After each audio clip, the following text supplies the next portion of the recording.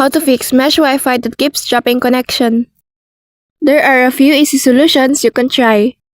Start by restarting your main router and mesh nodes by unplugging them for about 30 seconds, then plugging them back in. This often clears temporary glitches.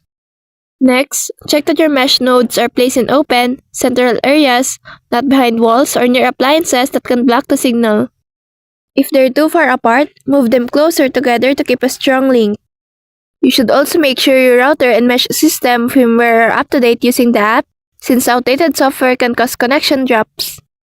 Another helpful step is to reduce interference by keeping your system away from devices like microwaves or cordless phones. If your Wi-Fi still drops, try reconnecting the nodes through the app or doing a factory reset if needed. And if none of these steps work, reach out to your mesh Wi-Fi provider support for more help or a possible replacement. So that's all for this video. I hope this helps. Thank you.